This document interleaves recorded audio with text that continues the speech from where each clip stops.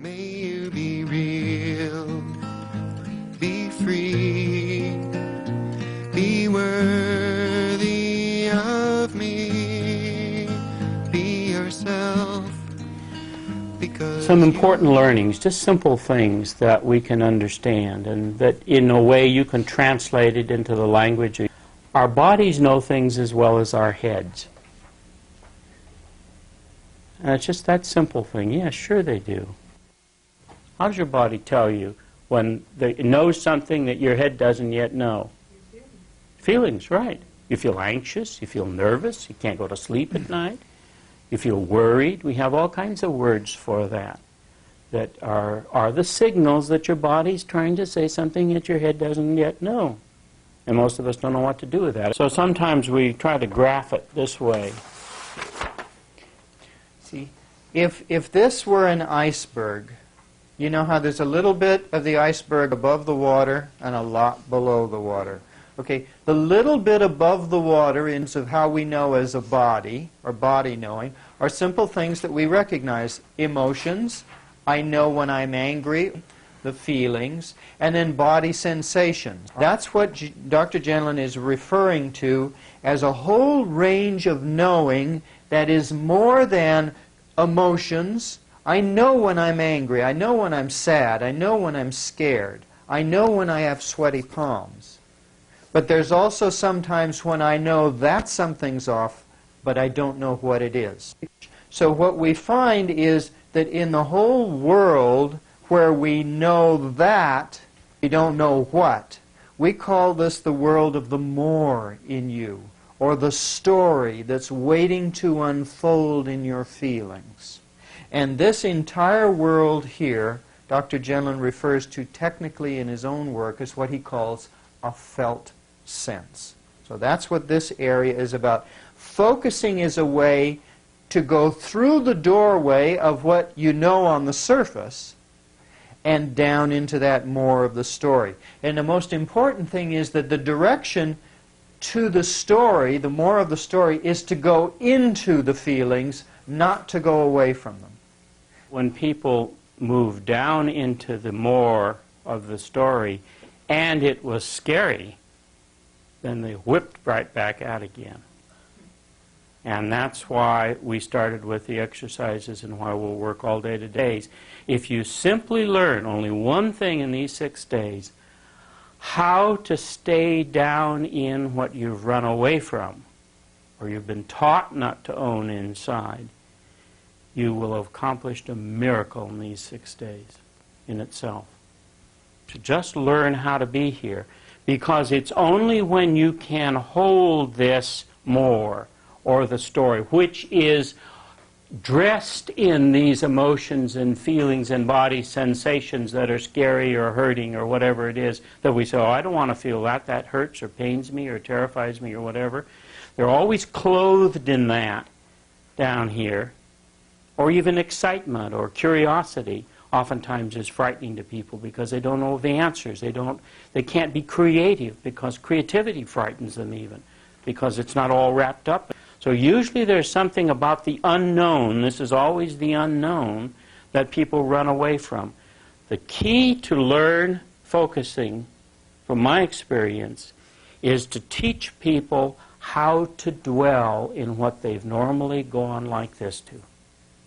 And what Dr. Genlin found is that when that can go forward inside us, that the change in the body, the way the body carries it, is a profoundly health-giving, life-giving change. It moves from being stuck to being open. What he showed was that it is not the trauma of past experiences. It's not what somebody has done to you or what has happened to you that causes us to be stuck and not grow, that causes us emotional problems. It's the being out of touch with the meaning of that experience in our lives, which is very exciting and hopeful because that means no matter what has happened to us, that there's no reason for us not to grow. And that's good news. See, that those traumatic events are not going to cripple us for the rest of our lives. Whole trauma of the abuse or whatever. But if we can hold how it feels to carry that pain now as an adult inside, and we don't run away from it, then it will say to us what it needs to say, and that will shift in the way we carry it, and life can go forward. Put a brick wall right across here when what's down here is painful or scary or hurting, and we seal it off. And we seal it off, and then we're afraid to go near it because we have catastrophic expectations that if I get anywhere near it, I will be destroyed, or I will dissolve, or something bad will happen to me, you see. And what focusing does is, focusing is a gentle way to own what is real above the iceberg, my anger, my afraidness, or whatever else it may be, and then to go into and through that to the more, and to allow this story that's down here to unfold. And you see, it's when this can begin to change and tell its story that the feelings in you that you carry around that can begin to change. This doesn't change because you think it right. And Gentleman's language is very clear on this. He says, knowing is not the process of changing. It's that simple. You can have all the information about why you are the way you are, and you still go on feeling the same.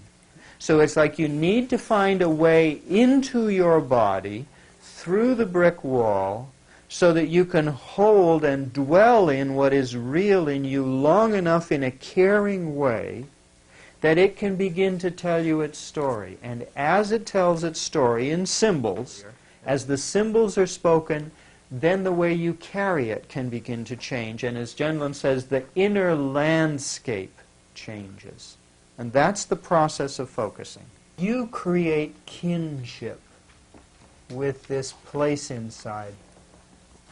What can you do to establish a relationship, with a body relationship, with the place inside you that you've been holding at arm's length?